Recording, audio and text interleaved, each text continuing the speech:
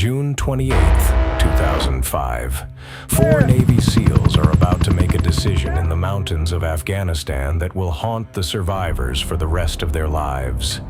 This is the story of Operation Red Wings, a mission that was supposed to be a quick reconnaissance job in the Hindu Kush mountains. Instead, it turned into one of the deadliest days in Navy SEAL history. 19 American soldiers lost their lives. One man survived, and the decision that led to everything falling apart happened in less than 60 seconds. This is what really went down that day. Spring of 2005, Afghanistan. The Taliban is regaining strength in the Kunar Province, and American intelligence has their eyes on one specific target. His name is Ahmad Shah. He's not just another Taliban fighter. This guy is a senior leader responsible for killing over 20 Marines in the area. He's coordinating attacks, ambushing convoys, and making life hell for coalition forces trying to stabilize the region. Shah operates out of the mountains near a village called Shuryek. The terrain there is brutal. The mission planners at Bagram Airfield put together an operation to find Shah and gather intelligence on his movements. They called it Operation Red Wings, named after a fallen SEAL's favorite hockey team, the Detroit Red Wings. The plan was straightforward on paper. Insert a four-man SEAL reconnaissance team into the mountains. Have them set up an observation post overlooking the village. Watch for Shah, call in his location. Then bigger forces would move in to capture or kill him. These weren't rookies. These were seasoned operators who had been through some of the hardest training the military offers. They had deployed before. They knew what they were doing. But what they were about to walk into was something none of them could have fully prepared for. June 27th, 2005. Late afternoon, the four SEALs board an MH-47 Chinook helicopter at their forward operating base. The flight into the mountains is tense. The Chinook is loud, shaking, and everyone on board knows that insertion is one of the most dangerous parts of any mission. You're exposed. You're predictable. And if the enemy is watching, they know exactly where you're going. The helicopter approaches the drop zone, but there's a problem. The original landing zone is too exposed. The pilots wave off and circle around to find a better spot. They finally set down on a ridgeline, and the four SEALs jump out, moving quickly into the tree line as the Chinook lifts off and disappears into the night sky. Now they're alone, four men in enemy territory with about 80 pounds of gear each. Rifles, ammunition, radios, water, medical supplies. Everything they need to survive for the next few days. They start moving through the forest under the cover of darkness, heading toward their observation point. The terrain is even worse than expected. Steep inclines, loose rocks, thick underbrush. They reach their position just before dawn and set up a hide site. This is where they'll stay, watching the village below, waiting for any sign of Ahmad Shah. The problem is, they're not in the ideal spot. The insertion didn't go as planned, and now they're a bit farther from the village than they wanted to be. But they make it work. That's what SEALs do. For the next several hours, everything is quiet. They take turns on watch, scanning the village with binoculars and scopes, looking for military-aged males, weapons, anything that might indicate Shah's presence. The communication back to base is spotty. The mountains are blocking their satellite signal, and they can't get a clear message through. This is a problem, but not an uncommon one in this kind of terrain. They'll keep trying. Then, around mid-morning on June 28th, something happens that changes everything. 3 Afghan goat herders stumble directly into their position. An old man and 2 younger guys, one of them just a teenager.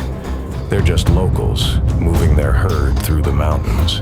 And suddenly they're face to face with 4 heavily armed Americans hiding in the bushes. The SEALs immediately grab them, zip-tie their hands, and try to figure out what to do. This is the nightmare scenario for a reconnaissance mission. They've been compromised. These goat herders now know exactly where they are, and the SEALs have to make a decision fast. They have three options. Option 1, kill the goat herders. It's brutal, it's morally horrific, but it guarantees the mission stays covert. These herders can't report the SEALs' position if they're dead. Option 2, tie them up and leave them. Hope that by the time they get free or someone finds them, the team is extracted or moved to a new position. Option 3, let them go. Trust that maybe they won't say anything, or that the SEALs can get out before the Taliban shows up. Michael Murphy pulls his team together. They vote. This isn't standard military procedure, but Murphy wants everyone to weigh in on a decision this heavy. Axelson votes to kill them. He knows what's at stake. Dietz is conflicted, but leans toward the same. Luttrell, in his later accounts, says he also wanted to terminate them, but he was thinking about the media backlash, about what would happen if they killed unarmed civilians, and it got out. Murphy makes the final call. They let them go. The goat herders are untied and released. They disappear down the mountain with their herd. The SEALs know they now have maybe an hour, probably less, before the Taliban knows where they are. Murphy tries to call for extraction. The radio isn't working properly. They can't get through to base. They start moving, heading down the mountain, trying to find better terrain and a better signal. Within an hour, the Taliban finds them. It starts with movement in the trees, then voices, then suddenly gunfire erupts from multiple directions. The SEALs are caught on a steep ridgeline with no cover. They immediately return fire, trying to establish some kind of defensive position, but the terrain is working against them. There's nowhere to hide, nowhere to dig in. The Taliban fighters are above them, shooting down, and the SEALs are taking fire from what sounds like dozens of weapons. Murphy, Axelson, Dietz, and Luttrell start moving down the mountain, bounding from cover to cover, returning fire as they go. But the Taliban keeps coming. They're not running away. They're pressing the attack, moving closer, flanking, coordinating.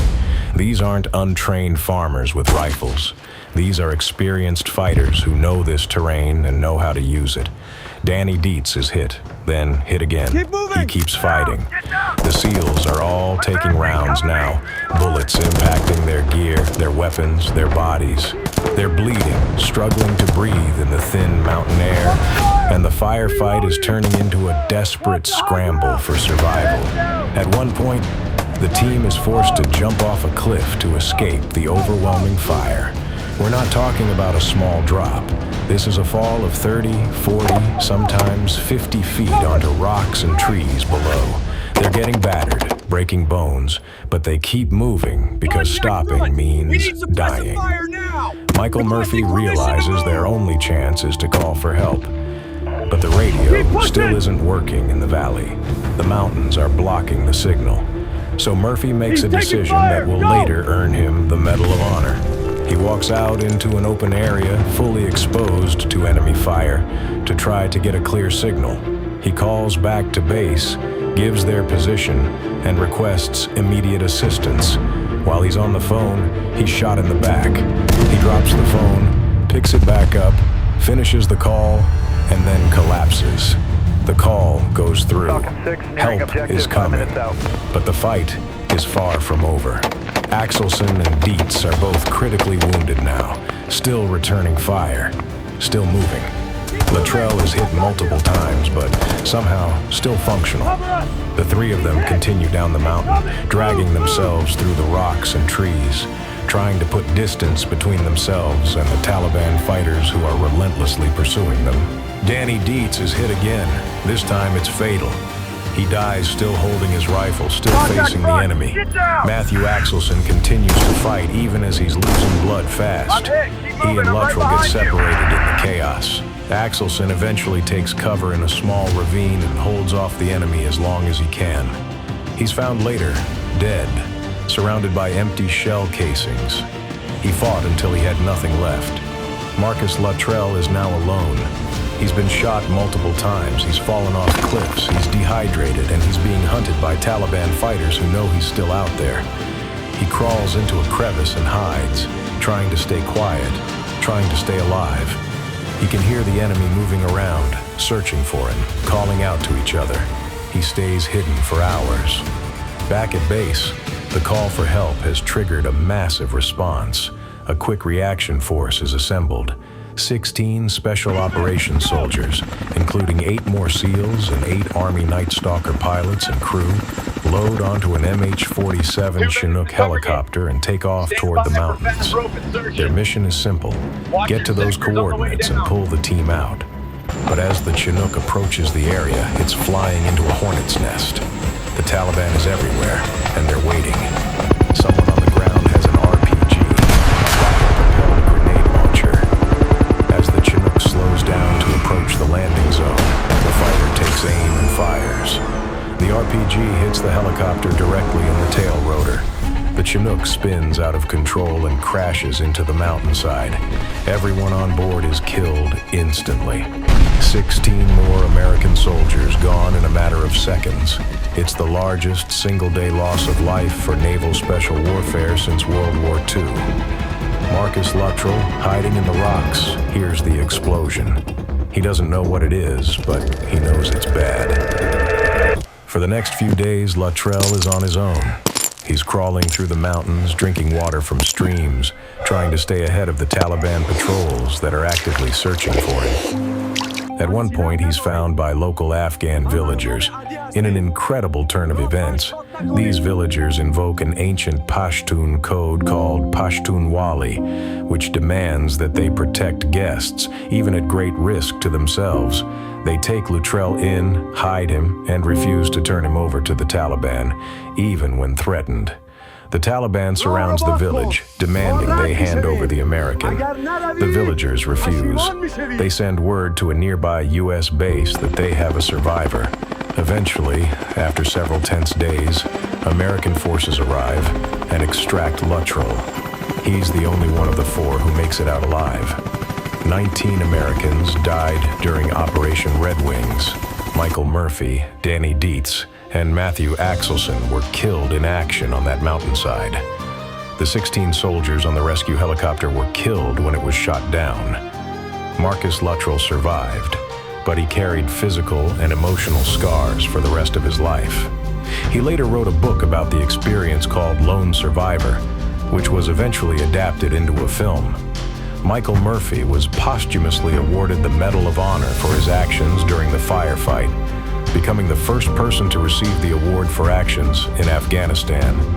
Danny Dietz and Matthew Axelson both received the Navy Cross, the second highest military decoration for valor. Every single person involved in that operation showed incredible bravery under impossible circumstances. The decision to let those goat herders go has been debated endlessly. Some say it was the right moral choice. Others argue it cost 19 lives. There's no easy answer. Murphy made the call he thought was right in that moment, knowing it could compromise the mission, but believing it was the ethical thing to do.